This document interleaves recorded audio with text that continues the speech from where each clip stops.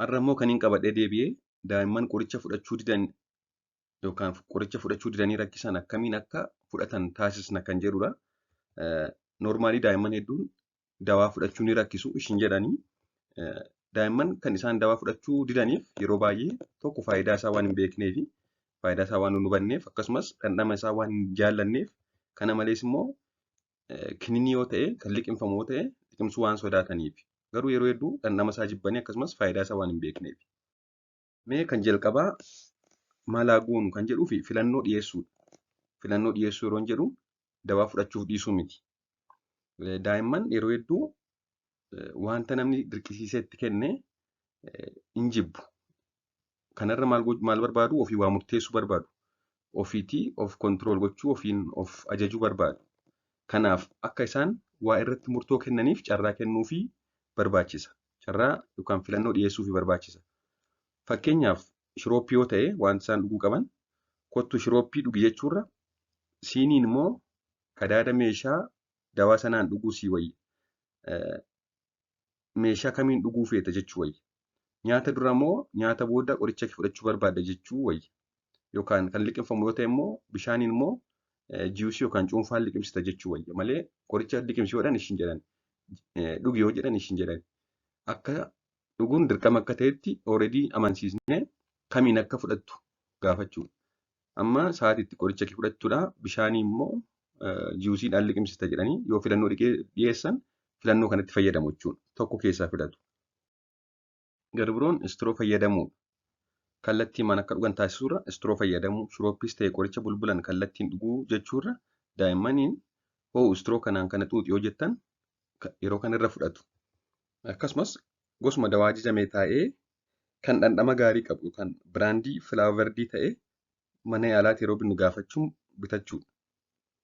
Dawaamti tokko faabrikaa adda addaatti yeroo oomishamu biraandii adda addaadhaan kanneen filaavardii ta'an jiru kanneen mi'aa isaanii gaarii ta'e kanneen daa'imman jaallatan. Isa kana yeroo bitnu adda baasuu barbaachisa gaafachuu barbaachisa. Akkasumas shirooppii kennameef cuunfaa adda addaatti makanii kennuun ni danda'ama yoo ta'e isa kana ogeessa faarmaasii irraa adda baafachuun cuunfaa isaan yookaan jiwusii isaan jaallatanitti xiqqoo itti makuun kennuufidha. Garbiroon dhandhama isaa akka baay'isanii fiilingoone taasisuu. Kun egaa fuuling the tongue jedhama. Arraba isaanii akka inni sirriitti dhandhama adda hin baasne yeroo qoricha sana fudhataniif taasisuudha. Kanammoo akkamiin goona jenne dursinee arraba isaanii akka xiqqoo qorru kan dilallaa'u taasisuudha. Fakkeenyaaf aayiskiriimii, jalaattii fi cabbii bishaan dilalleessituu keessa ture jechuudha. Yoo xiqqoo ishee dhugan yookaan arraba isaanii irra kaa'an arrabni isaanii dilallaa'a. Yeroo kanammoo dhandhama adda baafachuu hin danda'anii kanaaf hin hadhaawaa maal jedhanii hin didani.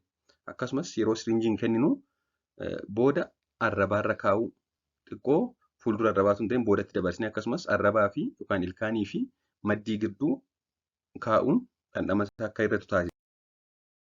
Akkasumas yeroo shirooppii kenninu takkaatti hunda dhugsiisuuf dirqisiisuu dhiisuun suuta kennu. Fakkeenyaaf shirooppiin sun isaan dhugan ml 20 yoo ta'e bakka 2 yookaan bakka 3 irree suuta gidduutti sekendii muraasaaf akka isaan gidduutti taphachaa yookaan waan biraa taasisaa jiran suutadhanii kennuufidha malee takkaatti hunda isaa akka dhugan taasisuun hin ta'u yeroo hedduus ni didu jechuudha. Waan akka ashaangulliitiin dorgomsiisuu. Fakkeenyaaf ashaangulliitiif kennumoo siif kennu jedhanii yaaluu.